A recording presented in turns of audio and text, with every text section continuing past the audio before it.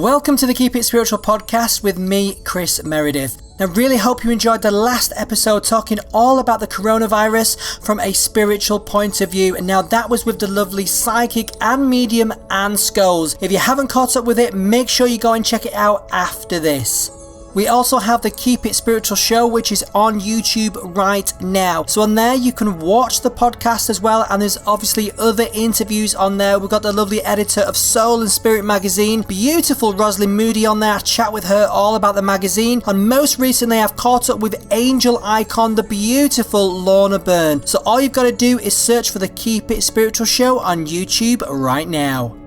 In this episode of the Keep It Spiritual podcast, it's been such a privilege to talk to Teresa Dellbridge. She's such a well-known author, she's a hypnotist, she's a Reiki healer, she's a Wiccan high priestess, and of course she's written over 50 books on all things spiritual. So of course I'm so excited to have her on this podcast. And right now she's released one of my favourite nature books. It's called The Little Book of Nature Blessings. Now, the Little Book of Nature Blessings is not just any nature book. This book is a reminder of just how magical nature is and how lucky we are to have it. Now, Teresa writes with such passion and how ourselves we can reconnect with nature bit by bit and slowly reintroduce little nature rituals, and also working with things like solar rhythms and the elements like earth, air, fire and water. And once again, just reminding us how lucky we are to have nature all around us. And of course, it's for free. So why not? And of course, I'm so happy to have the lovely Teresa Dellbridge on the Keep It Spiritual podcast today. I'm so excited. I really hope you enjoyed this chat. It's been an absolute pleasure to get to know her. Enjoy.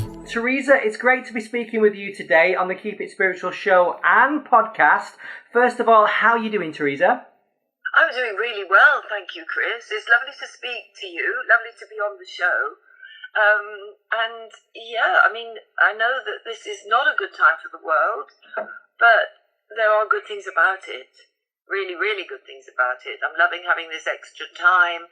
I'm loving having more time to spend in nature, more ability really to connect with the now. Yes. It is. It's exciting. It is. It's kind of like we're all present. We're all in the same boat, and I'm looking at it as a bit of a chance to kind of go inward and reconnect a little bit. Yeah, it is good. The lockdown started just around New Moon, so I think a lot of people are responding to that by having loads and loads of projects. So it's not, in a way, it's not the best time to go into an inward space, but.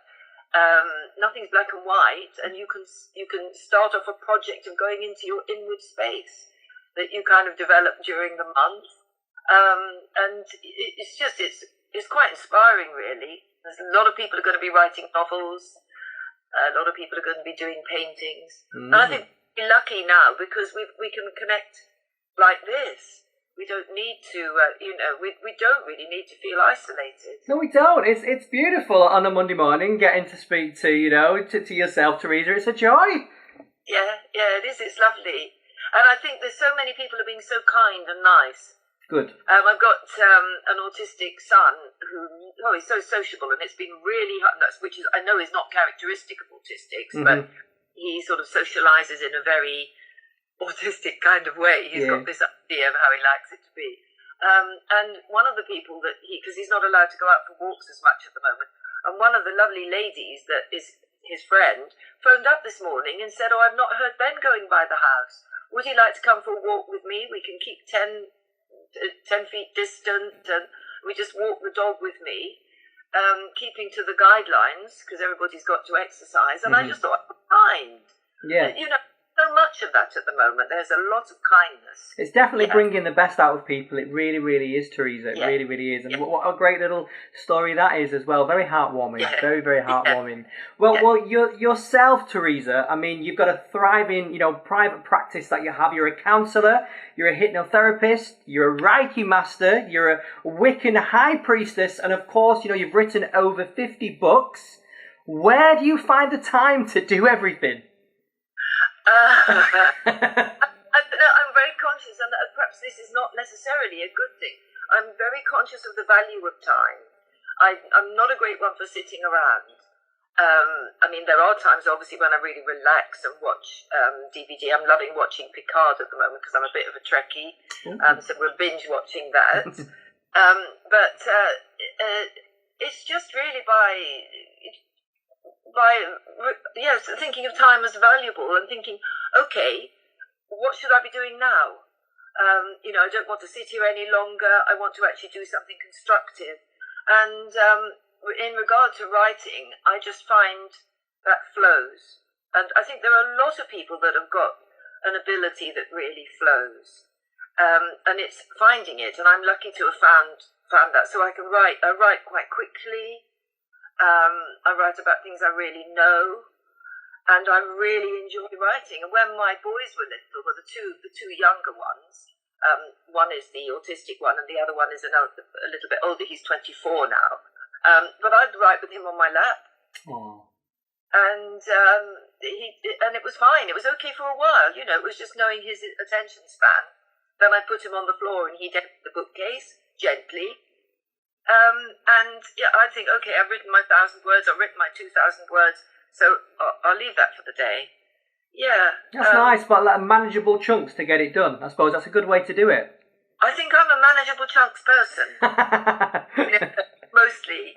Good to know, Teresa. Good to know. Well, talking about books right there, you've just written and released your new book, which is a little book of nature blessings. I mean, I absolutely love it, Teresa, and it's so timely that it's come out now as well. I mean, what was the inspiration for the book, first of all? It just sounds so twee to say it, but it's nature, isn't it? And when I was growing up, I remember being introduced to Wordsworth, as we all are, and being told he was a nature mystic. And I was very scornful because I said, nature mystic? He's no more a nature mystic than I am. And then as I got older, I realised actually I was a nature mystic. And so I like Wordsworth a lot more now. So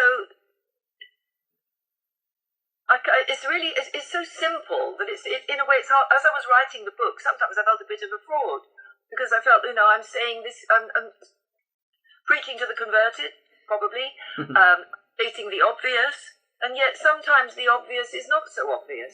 And it's not, and I think, myself getting obviously, to spend time with the book, and actually, it is obvious, nature is outside, it is free, as you say in the book, but because our lives have got so busy and, with phones and technology, we've kind of lost connection with it. Yeah. So do you think, your book will help people reconnect with nature? I really, really hope so. And I mean, I am a busy person, but I'm lucky to live in a sort of rural area, so I'm not, I don't have to cope with a city or anything. But I'm so aware that people are so pressurized, and people think, I must get out into nature more, but they don't really have the time, or when they do have the time, they're too exhausted. And I wanted to make it all very bite-sized pieces, little things you can do in your day. The idea of meditating, people think that if they're going to meditate, they have to set aside an hour a day. That's brilliant if you can. But if you can't, you can actually meditate for a few minutes, and you won't get the same intensity maybe, but you will get something. And you can almost have flashes of perhaps a flash is not quite the right word, a flow of the meditative mindset that can sort of come through you and cleanse you, really. I just wanted to make people aware of how they can connect with nature without too much effort or disruption. Open the office window, drink it in, look out at the sky and realize that same sky is being viewed by people hundreds of miles away. The air you're breathing was breathed in and breathed out by a tree, perhaps thousands. Do you see what I mean? Yeah. We're all connected. Just to plug into that sense of connection just for a moment. And even if you're stuck in a city and you really are miles from greenery, which I know a lot of cities are not, they've got loads of parks, but if you really are stuck, it's still the sky. Even when it's cloudy, it's still free and wide, and just for a moment, there's so many little ways that you can reconnect. They really are, and that's the thing, like, those kind of things, Teresa, there, is kind of, it's all there, but we don't necessarily think about it. In the day, like you were saying, there's many people that work in offices, many people right now that are working from home, and, are stuck inside, but just to take a couple of minutes, maybe to go to your window, have a look at the sun, maybe the clouds, it doesn't matter, but just appreciate it, isn't it? Yes, just by actually seeing it. Yeah. That's right. Just opening your eyes and seeing something that isn't your computer screen or your... Yeah, like that. Well, with everything that's going on right now in the world, Teresa, I mean, we were saying, before we came on, there is some positives coming out of all this. But one thing I've been hearing about is, Mother Earth is kind of repairing a little bit, and nature is going places where, it's not been for years. So do you think with everything going on right now, kind of Mother Earth and nature has needed, a bit of a break? I absolutely do. And I mean, I hate in a way to say it because of the, a lot of people are dying.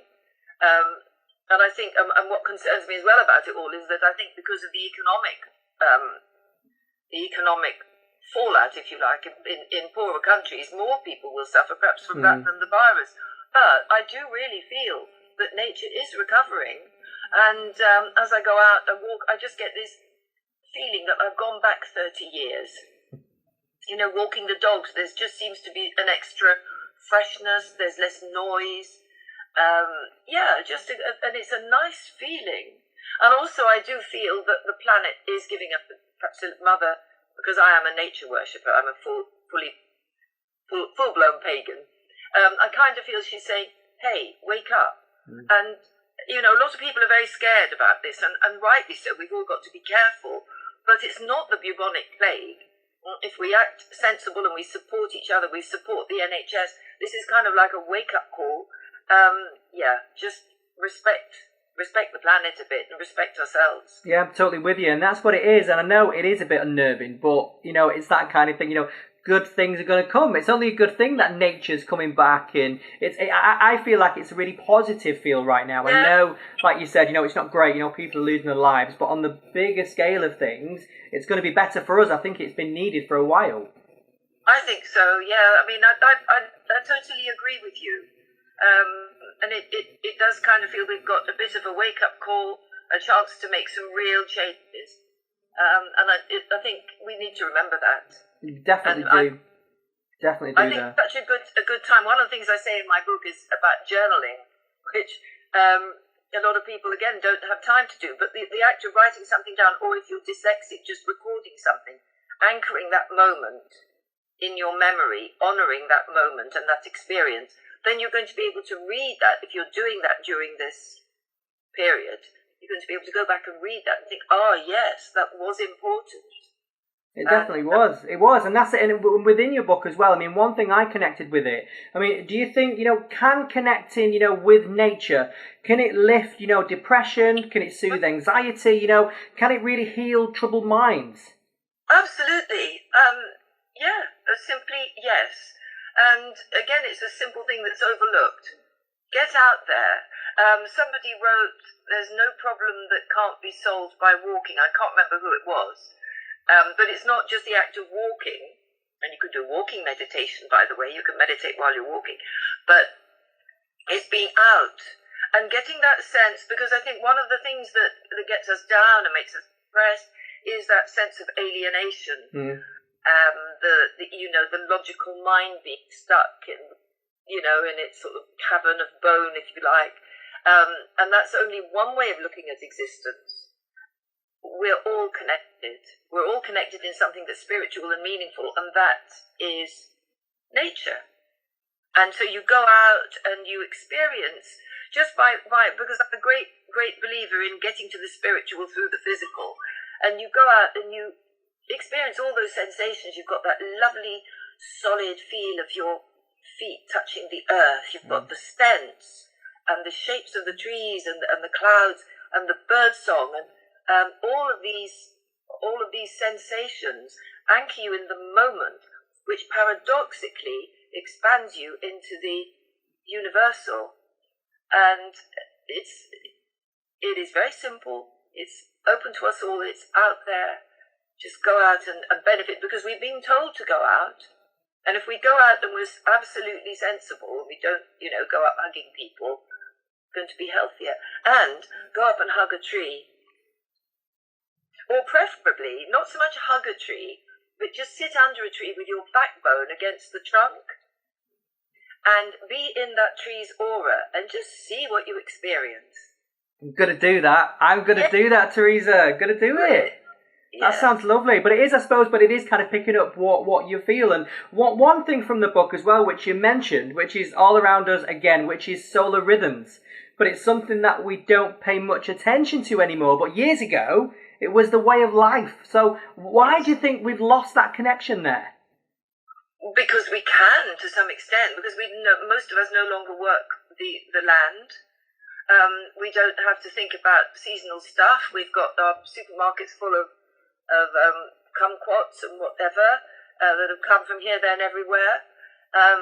We don't have to eat seasonally because of that reason. It's just some things are being imported, which is not great for the planet. We're just not linked to the seasons. We've got central heating, and all of that's lovely. I'm not saying I'd want to go back to times without heating, but it has its downside. And that's why, if you're talking about solar rhythms, and there's a large part of the book does follow the 8 seasonal festivals. And that is the way of reconnecting, because that's where we all come from. That's where we all belong. That's the cycle that's in our blood and our bones. And there's so many ways of doing it. You can do whatever appeals to you. You can do something simple, or you can do a ritual, you can do a meditation, you can do stuff like cooking, planting, lots of things you can do. And it's really hard to put into words how magical that is.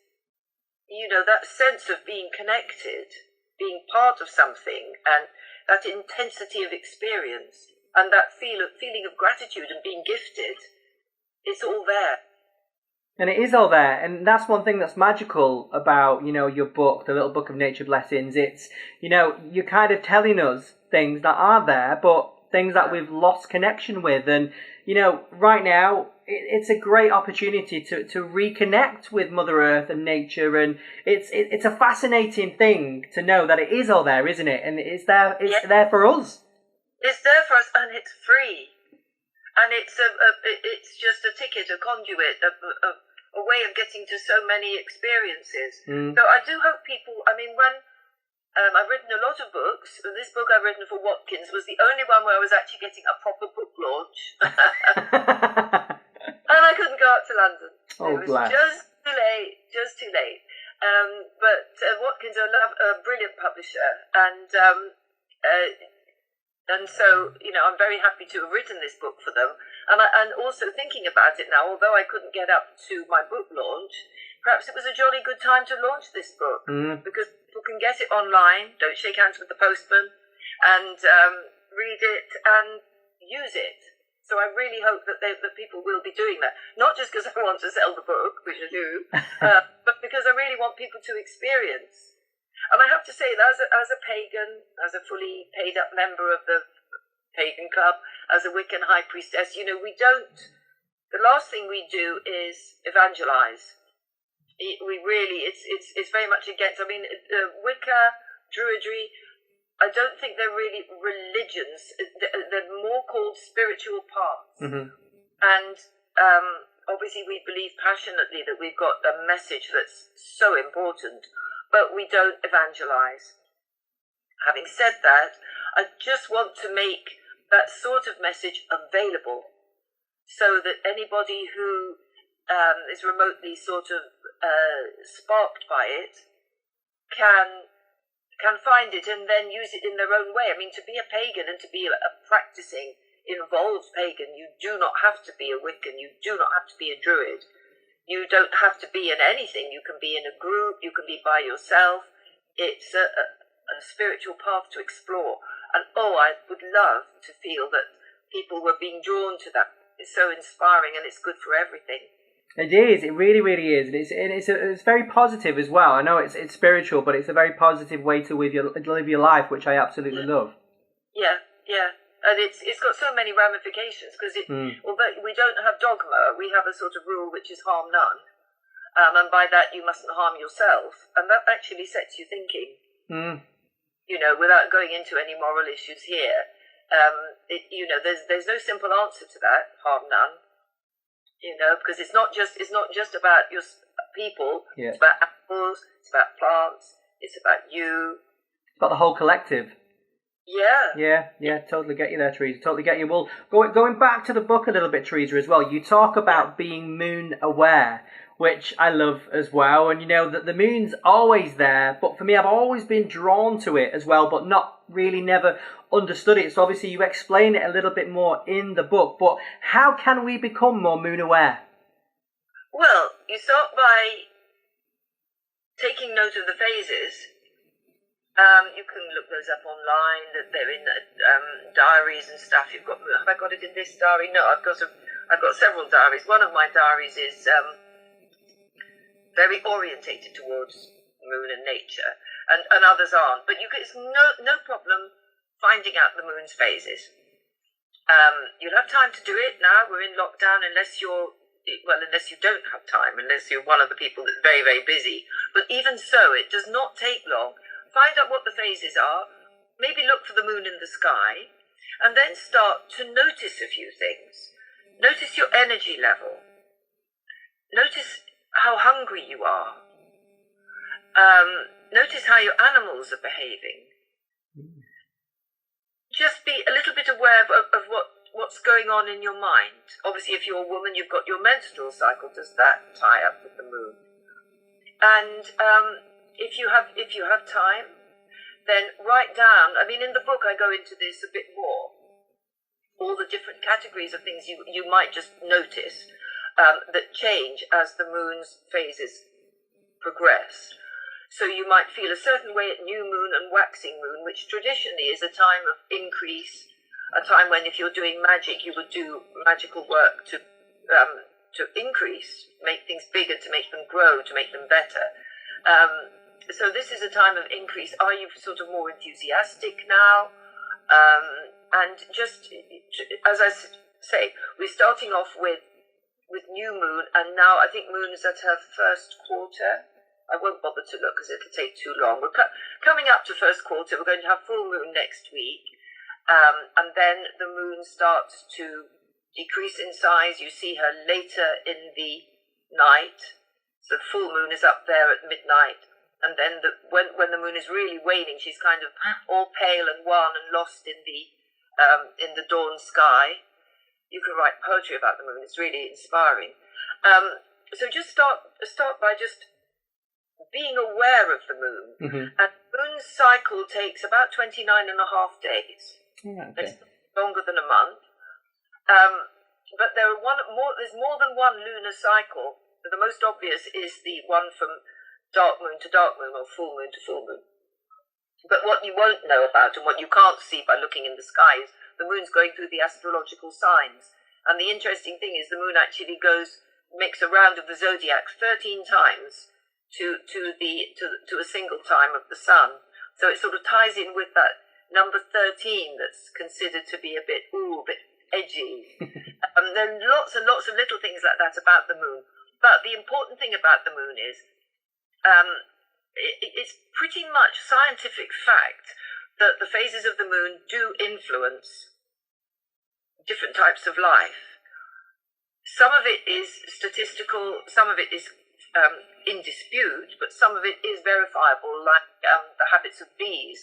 They do certain things at new moon that they don't do at full moon. The rising sap in trees. There is a difference. The whole Rudolf Steiner said something like, at full moon something amazing is happening all over the earth. But all the time the earth is responding to the moon. Our bodies are so much water, we're responding to it. The rhythms of the tides are sort of echoing in our blood all the time. For my MA, one of the things I did was do a survey of people's reactions to the moon, and the police that I influenced, maybe I did, the police that I interviewed, most of them said that yes, they did notice something at full moon. that they were busier. There was more going on. Not there's more crime. Mm-hmm. I think statistically you'll find there isn't more crime, but there was more activity. People phoning in and reporting things, and you talk to people in care homes, and they'll say the residents are less settled at full moon. There's a lot of anecdotal evidence, and that feels right, you know. And there's lots of other little things that you find out about the moon. For instance, this is a quite well-known fact, but at Long Island in America, I don't know, I think it's near New York, but I'm not sure. I'm hopeless at geography. They observed that oysters were opening and closing according to the tides, which they do. The tides obviously being influenced by the moon. And they brought the oysters inland and put them in a laboratory. And instead of just keeping to the same rhythm, they actually started to respond to the moon overhead. But they were actually responding to the moon. That's cute. That's really, really cute. Yeah. I love that. But it is interesting, you know. Obviously, you know, we if we like it, if we don't like it, if we know it, if we don't know it, but the moon is there, and we do work with it, you know, subconsciously, consciously, but it's there, and we do. Yeah, we're responding to it, and that's why it's good to observe it, because it means you're reconnecting with yourself. Yep. You're reconnecting with, well, not just the earth, but with the moon, with the part of the universe where we are, with all the energy tides that are around you. And the moon is just, the lunar cycle is just the right length to connect with and to notice changes. Another thing you could notice as well is your dreams. See, do you dream more at full moon? Do you dream more at new moon? Are your dreams different? What are they telling you? I love this. I love this, Teresa. It's so good to know, but it's good to think about, because you might just not know, but now you kind of know it. You think, actually, yeah, I do. Yeah. It's really good. So thank you for that. But then also as well, you talk in the book, which I love about, which is about reconnecting to nature, which is the elements. So earth, air, fire, and water, you know, so the elements all around us every single day, but reconnecting with them, Teresa, what could they teach us? Well, oh gosh, I mean, there's a whole sort of spectrum. I mean, in the book, I look at some very specific things, you know, like if you're afraid of water, for instance, this is just off the top of my head, it's worthwhile asking yourself, just very simply, am I afraid of being overwhelmed by my emotions? You know, am I trying to control things I shouldn't control? If I'm inordinately afraid of fire, I mean, only an idiot is not wary of fire. But if I'm inordinately afraid of it, am I afraid of new ideas? Am I afraid that they're going to run away with me? I'm going to be taken out of my comfort zone. If I'm afraid of, I may as well go through them all now. I'm on the subject. If I'm afraid of earth, you know, am I afraid of commitment? Maybe, for instance. I mean, there's other things. It's not necessarily going to be the case, but it's worthwhile thinking of, because they're metaphors for different abilities and characteristics that we've got inside us. If I'm afraid of air, I mean, it's hard to be sort of afraid of air, but if the idea of air blowing through makes you very uneasy, maybe you like your comfort zone a bit too much. So it's quite interesting to look at our reactions in that way. Jung taught, you know, the great analytical psychologist of the last century, he taught that we had four functions of consciousness: intuition, sensation, feeling, and thinking. And I think Jung connected them with the four elements. Yes, he did. Of course he did. Connected them with the four elements of ancient medicine, the four temperaments. I'm not going to remember them, I don't think. Phlegmatic, choleric, sanguine, and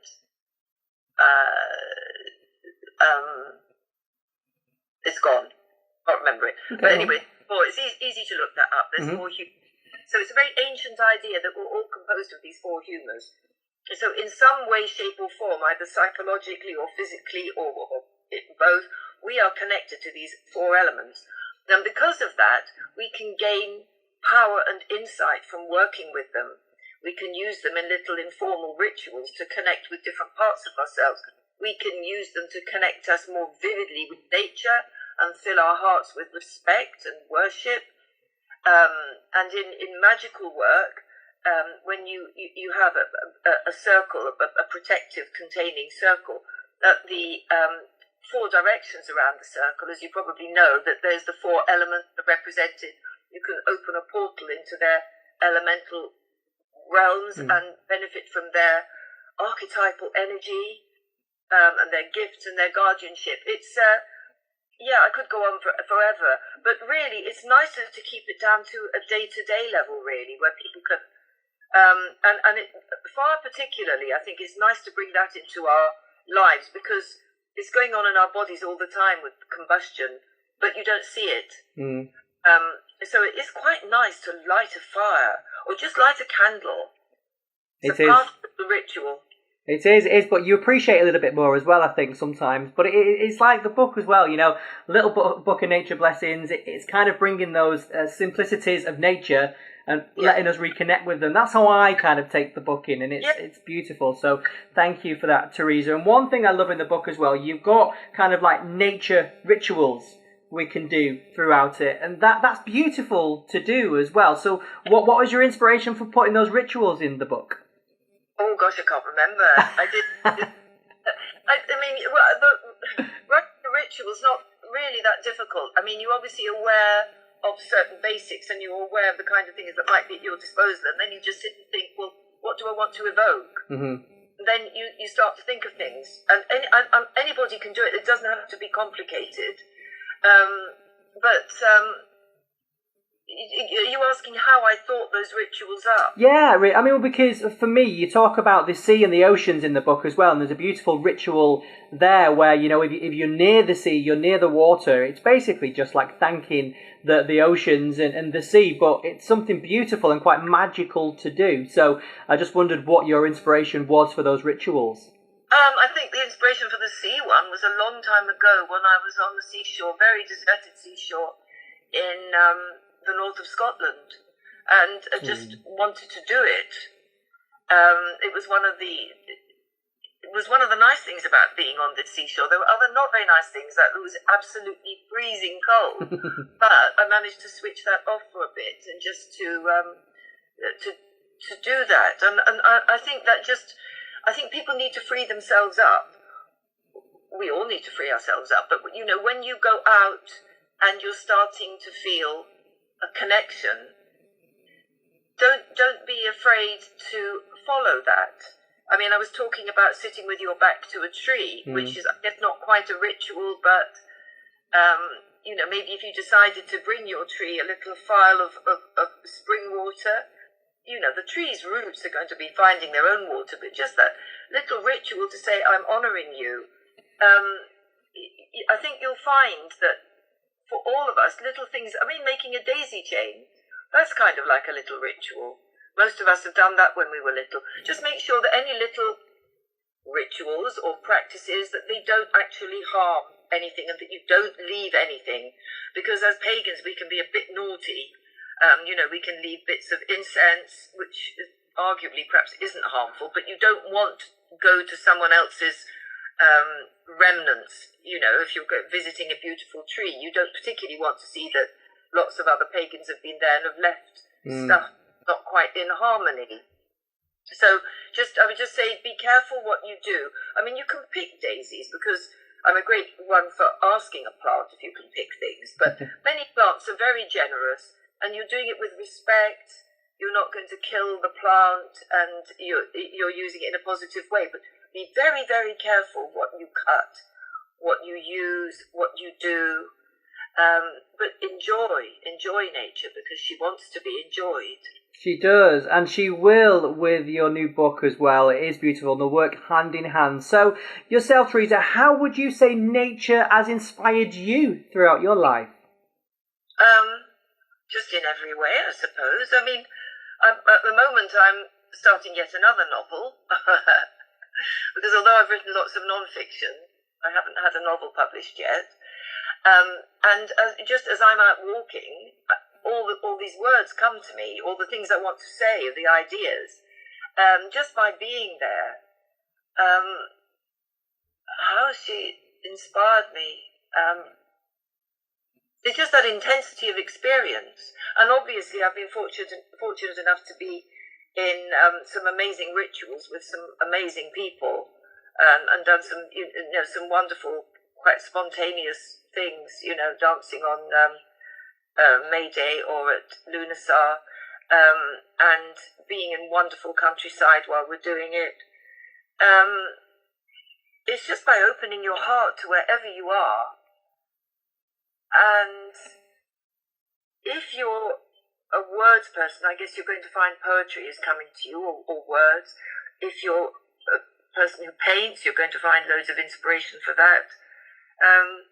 Whatever you do, I think it's out there. It really is. It really, really is. So, last question for yourself, Teresa. So, a beautiful book, of course, a little book of nature blessings. I mean, what have you most loved about the journey with this book?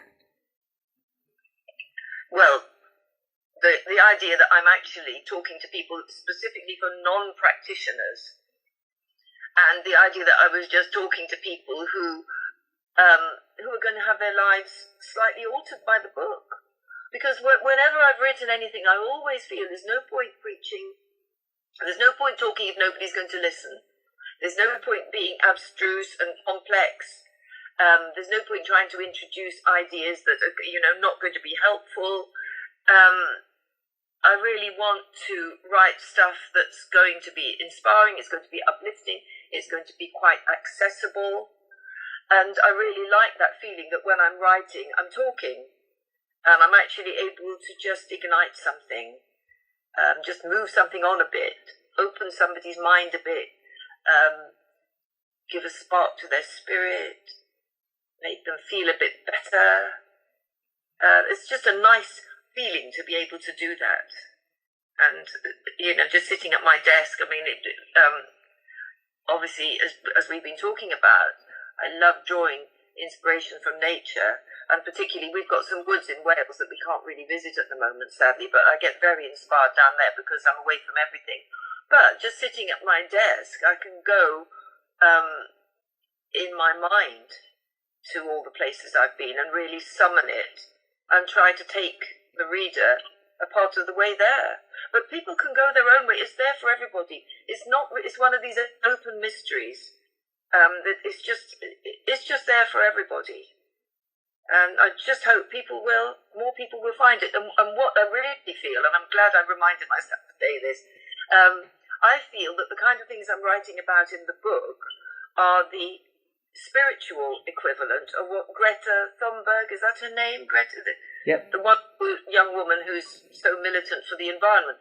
That if people do awaken spiritually to nature, then it's going to be natural to show respect, because you'll actually feel the pain of stuff that's going on, and you won't want to do it.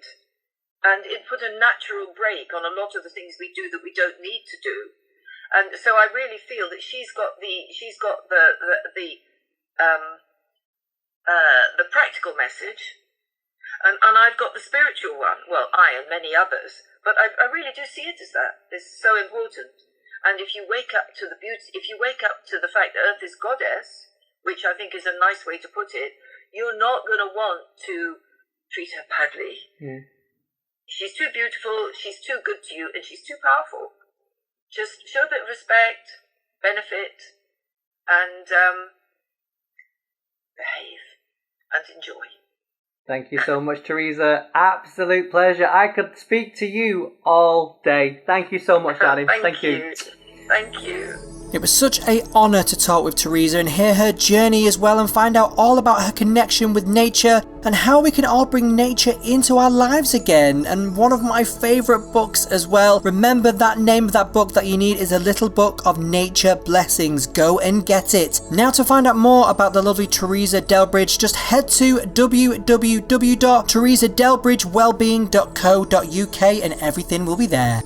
Now, if you or your brand would like to sponsor the Keep It Spiritual podcast and get your brand and services out to a worldwide spiritual audience, then email me at chriscmeredith@gmail.com for the prices. Make sure you follow us on Twitter and Instagram at Keep It Spirit Pod, and to reach out on Facebook, just search the Keep It Spiritual podcast. Remember, we have a video series called The Keep It Spiritual Show that is on YouTube right now. So go and have a look at it and have a look at some more of our interviews. Now, until the next episode, I've been Chris Meredith and you've been listening to the Keep It Spiritual podcast.